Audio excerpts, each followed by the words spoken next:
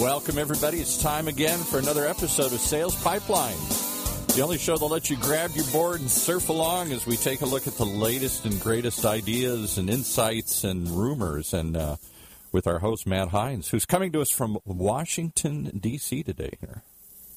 How you doing, Paul? I'm doing, maybe I shouldn't bring this up, but I have to as a journalist. You were a journalism major. I'm a journalist here at OC Talk Radio. I have to have you address the rumor that you're in Washington to secretly meet with the president, become his new economic advisor.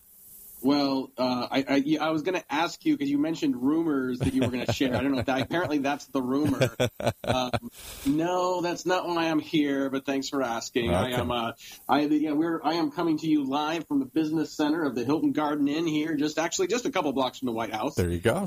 Was in town for an event with Marketo that we just wrapped up earlier today, and heading back home a little later tonight, back to the beautiful Pacific Northwest, but not before we get another episode of Sales Pipeline Radio in the book. So thanks, everyone, very much for joining us today. We are here live every Thursday at 11:30 Pacific, 2:30 Eastern. The 2:30 Eastern, a little more relevant to me today. If you're joining us live, thank you so much. We got an amazing live audience that we actually do have, Paul, every week. They listen to us live. It's amazing. I know, and they want to know answers, so they tune in to hear about the latest. They're looking for rumors. We're going to have answers today for sure. For those of you that are joining us from the podcast, thank you for subscribing. You can get us at the Google Play and the iTunes Store. And every episode of Sales Pipeline Radio, past, present, and future, is available at salespipelineradio.com. Every week we are featuring some of the best and brightest minds in B2B sales and marketing, and today is no different. I'm really, really excited to finally get on the show. Manny Medina, he is the founder and CEO of Outreach.io, and we're going to be talking about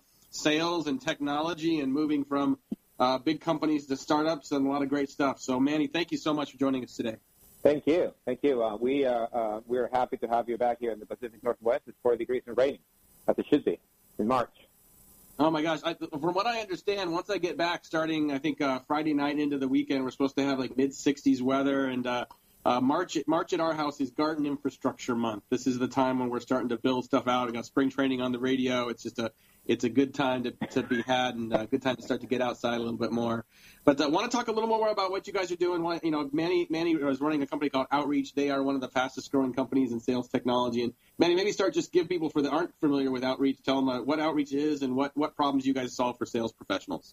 Absolutely. So Outreach is a sales engagement platform. And what that means is that your rep needs to perform activities every day that includes reaching out to prospects, following up, booking appointments, and moving in through the pipeline. For Outreach Static, it gives you a set of action tools that the rep can execute really quickly so they can actually book more meetings.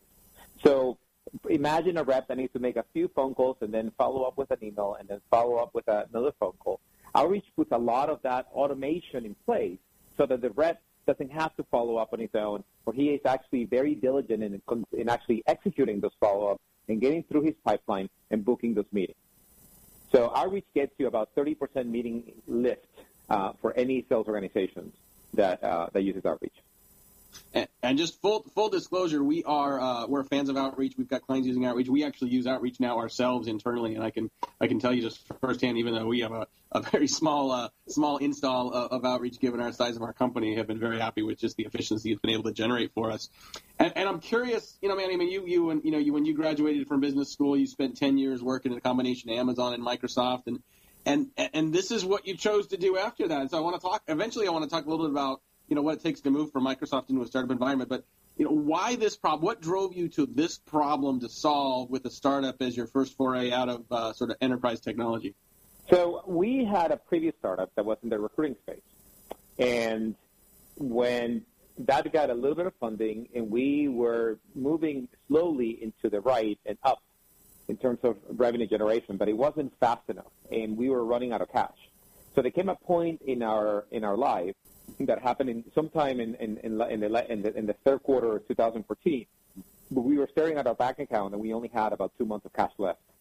So at that point, we had a choice to make. Either we go all out and figure out a way to get money back into the bank, or we prepare shutdown. So we decided to go build a tool that would allow us to sell our way out of this problem. Now, the 4 co-founders of Outreach are all engineers and designers. So we decided that we're going to go and use our engineering and design chops to generate more meetings. Because at the end of the day, that's a precursor for a sale. It's a meeting. So if we can generate more meetings, we feel pretty sure that we can dig our way out of the problem and get cash again. So we built a tool that essentially did two things. One of them was it created a quick personalization window so that we can send a lot of emails out that had a one-liner opener, and that alone would categorize the whole email as a personalized email. So imagine two windows, one of which has compose for you to write something up, and the other one that has every single aspect of that individual's life, like a LinkedIn address, a Facebook, a Google Plus account, whatever you needed to sort of find some relevancy in that line that you're about to write and write it quickly so that we can crank out through personalized emails quickly. The second piece that Outreach did originally, or that we did originally before we founded Outreach, was that then that email will get followed up, meaning we will look into the mailbox looking for replies, and if it didn't reply, it will follow up. So we used that to generate meetings, and we had a small team of about 2 salespeople. And that tool allowed us to book about 10 meetings per rep per day. So very quickly we went from floundering to be swimming in meetings. Now the problem was that as we were getting into those meetings, and we were selling recruiting services, and we were offering sort of like a very high response rate that we'd had for candidates and using that candidate pipeline to sell to companies, people were not interested in our candidate pipeline. They were interested in the tool that got us into that meeting and the tool that we're getting the candidate pipeline generated. So that's sort of the aha moment after 10 of those or 15 of those. We realized that the market was not really buying our recruiting product, but they really wanted to buy that pipeline generation product. So we pivoted the company, and we launched Outreach for sales, and the rest is history. That is such a good story. We're talking to Manny Medina. He's the CEO and founder of Outreach, a fantastic sales enablement and sales engagement and acceleration platform. And I have to ask, in hindsight, obviously, like a good move, making that pivot into a business that clearly is in the right place at the right time and succeeding and growing. And I think, the origins of Slack, which many of us use for internal operations, has a very similar origin story. I think it was a design firm that was doing design work and created a tool to communicate with each other internally and realized their clients had a need for it. So in hindsight, great pivot. How difficult was it to recognize the need for the pivot in that moment? I don't want you to give away things that you may not want to make public, but I'm just curious, discussions internally, was it a difficult decision? Was it a scary decision at the time to go from what you knew that you were selling to something that was really very completely different? Oh, it was an incredibly difficult decision. When we realized that we were generating a lot of meetings, I was getting this feedback, but cash was not showing up in the bank, and my co-founders started to freak out. Yeah. And there was this one call I remember taking from talking to a customer. I talked to a customer, went back to my car. I was in San Francisco, and called my co-founder saying how great this went and how this could turn into a business. And they were like, yeah, about that. We are inventorying everything, and we're about to put it on eBay.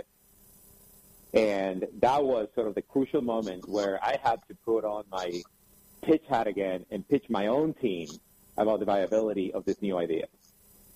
And that was one of the hardest things I had to do in my life, because I had to convince them that even though we didn't have any cash, and even though we have to put a ton of effort into turning this into a forward-facing product, because the previous product was not customer-facing yet, so that the biggest asset that we really had was a group of 4 very talented individuals with a great idea in an enormous market. And that is a dream come true for any investor. We just needed to go and execute.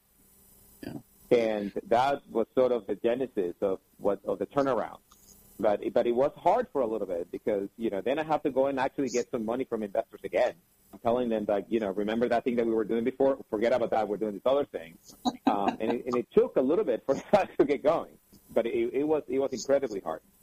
Yeah, well, first of all, thank you for sharing that story. I think that's, you're opening up the kimono a little bit, things that not everyone sort of thinks about or has to experience, but I appreciate you sharing that. And, for those of you listening that haven't read the book, The Hard Thing About Hard Things by Ben Horowitz, it's he shares a lot of stories similar to that where, sometimes in hindsight, you're like, wow, that business did really well, and look at all these great successes and great choices. But some of those decisions are in the moment not exactly easy, and the reality of, your ambitions versus the cash in the bank that can allow you to do some of those things is, that's one of many hard thing about hard things. Talk a little bit about, on an extension of that, going from a big environment like a Microsoft. I mean, you were there for 10 years, running a bunch of different, organizations.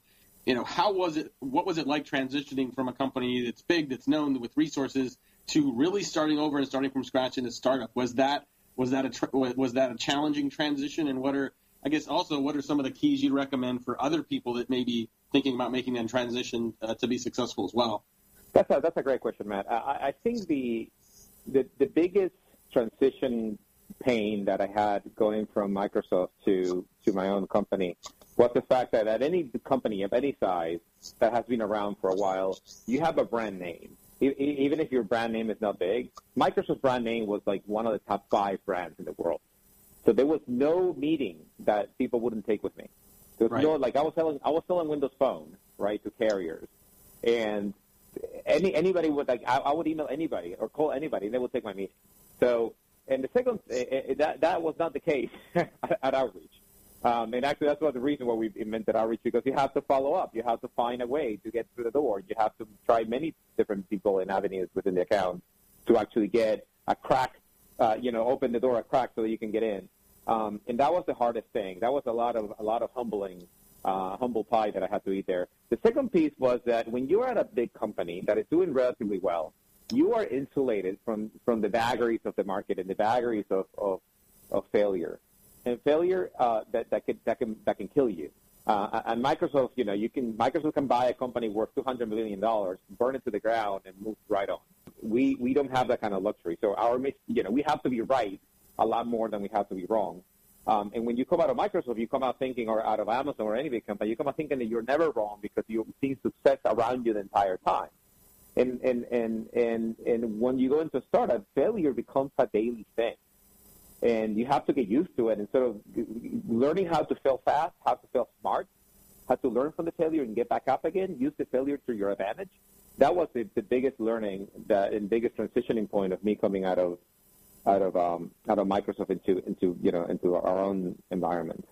Yeah, that makes a lot of sense. I mean, someone told me once that they'd spent a lot of time at Microsoft and went into a startup, and they said one of the biggest differences is when you're in a big company, you can spend more time focused internally, and you've got enough gravity momentum in the business. Sometimes that works out. When you're at a small company, when you're starting from scratch, you have to focus externally, and your decisions all carry more weight. And I think that knowing that and making that transition can be a challenge for some folks.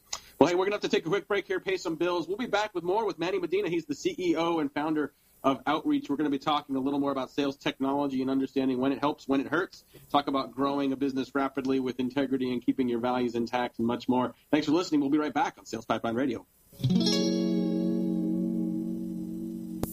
In a world where the speed of innovation and change in B2B marketing has never been greater, the only thing bigger is the need for clarity, for a blueprint, for a guide to what's really working.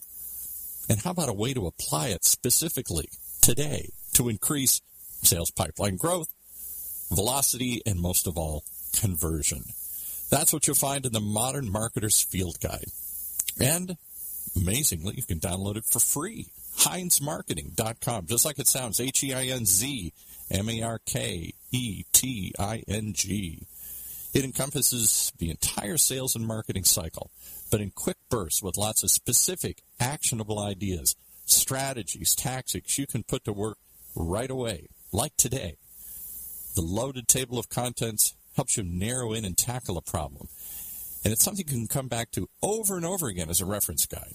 Why not download your free copy of the Modern Marketer's Field Guide? It's free. HeinzMarketing.com, just like it sounds. HEINZ Marketing.com. All right, back to Matt and his guest from deep within the belly of the beast, inside the Beltway. Inside the Beltway, the belly of the beast. It is a nice day here, but freezing as I look out the window and see everyone walking by with their stocking caps. It may be spring training. It may be warmer weather somewhere, but definitely not here, not yet. But thank you very much, everyone, for joining us. Coming back to Sales Pipeline Radio.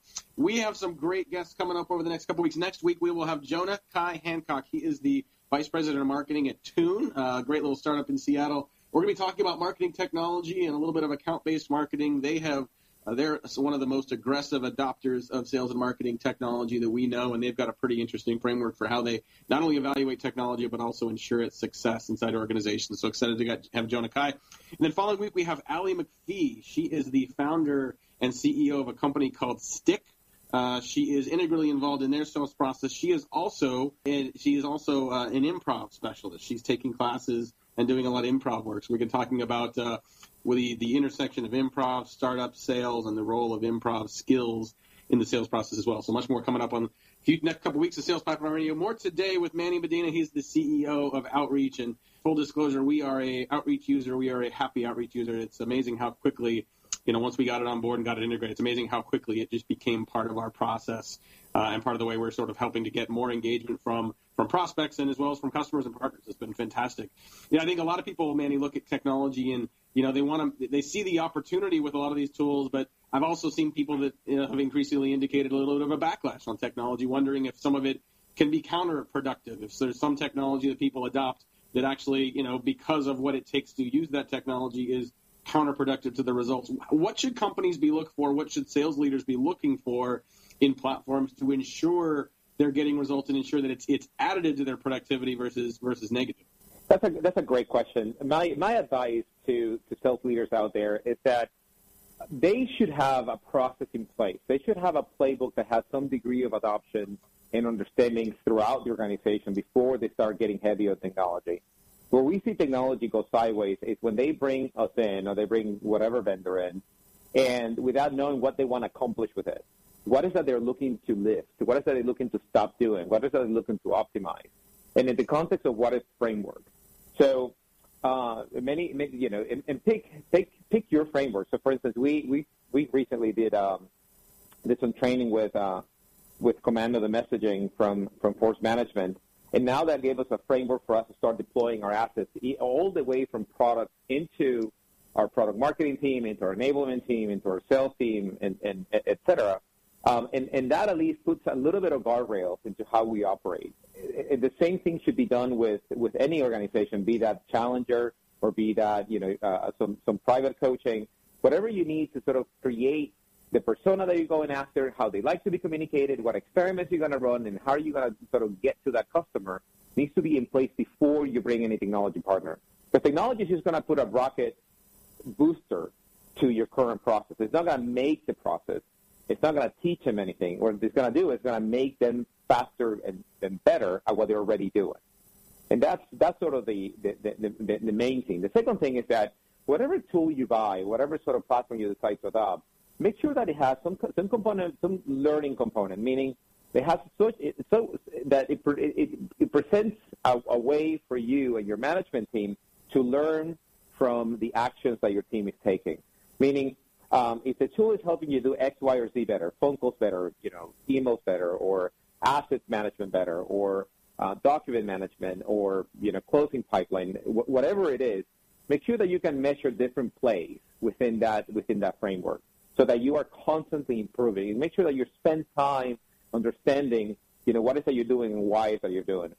One of the most common mistakes that I see sales operations teams do, or sales teams do, is that they come in with a very heavy belief, with kind of like a doctrinal or religious belief about a particular thing that they have to do because the customers like to be communicated.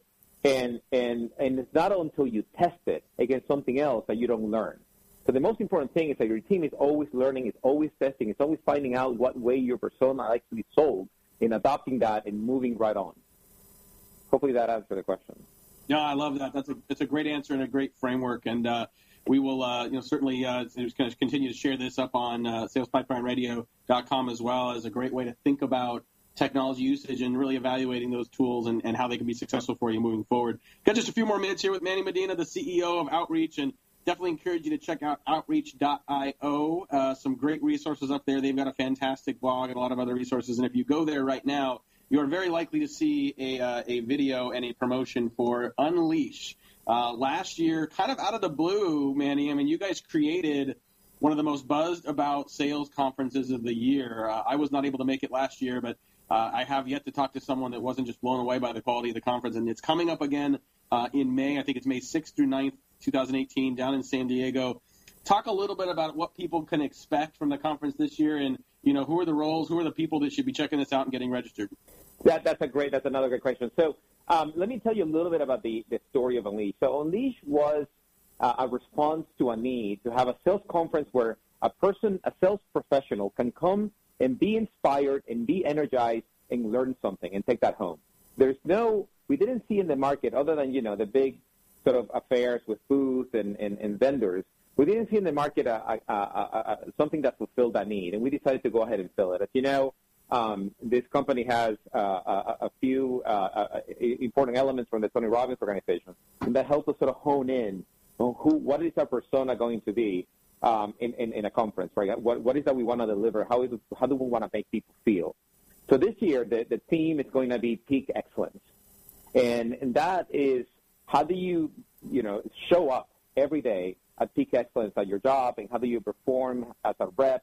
Your job is hard. You get told no many times. Your commit number may not be the number that you're coming through with. How do you get back on your feet and sort of get back into that peak excellence mindset? And peak excellence, covers many things. It's your tooling, your attitude, your mindset, your preparation, your training. All that comes together in one conference, and that's what we're going to be talking about.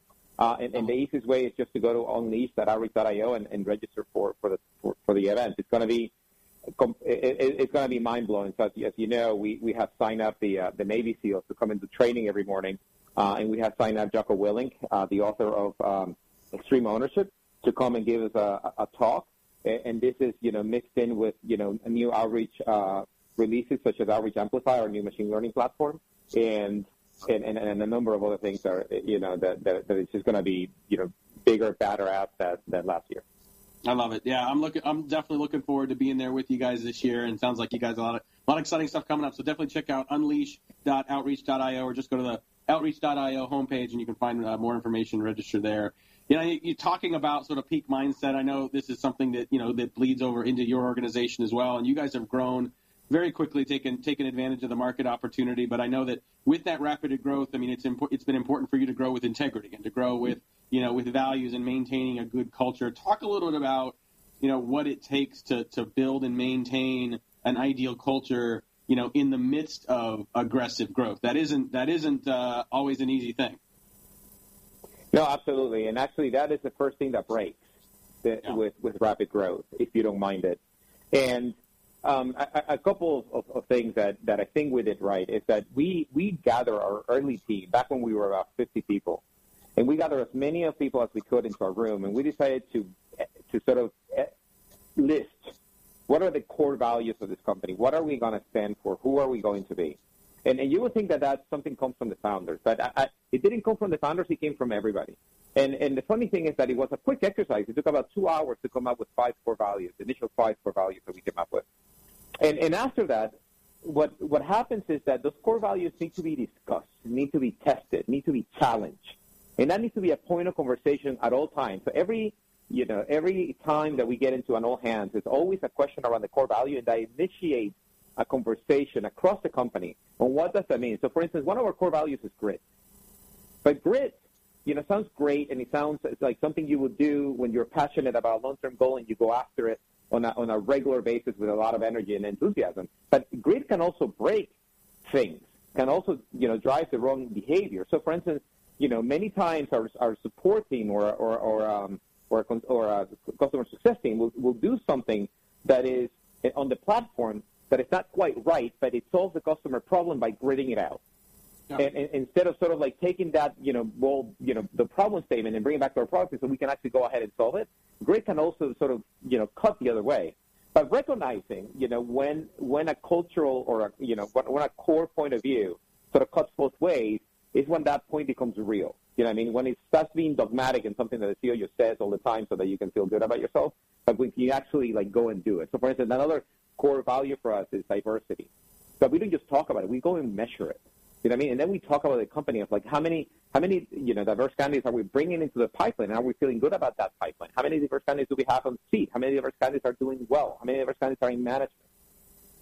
So having women and people of color and making sure those people are being successful here, are being recruited, and are being placed, that's how you actually live the core value of diversity.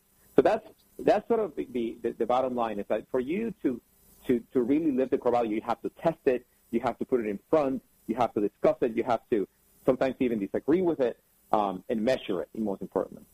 I love it. Well, we've covered a lot of ground here today. We're going to have to wrap up here today's episode of Sales Pipeline Radio. I want to thank our guest, Manny Medina. He's the CEO of Outreach. Learn more about him, the company, the conference, Unleash at outreach.io. We will have a recording of this episode on demand at salespipelineradio.com in the next couple of days if you want to listen to this again. Appreciate the candor and the openness for a diverse set of topics today. So thanks again to Manny. We will see you all here next week, again live, 11:30 Pacific, 2:30 Eastern, with Jonakai Hancock for Tune. We talk about marketing technology and a framework for evaluating the success of technology in your stack moving forward. For today, for my great producer, Paul, this is Matt Hines. Thanks so much for joining us. Sales Pipeline Radio. You've been riding along on the Sales Pipeline.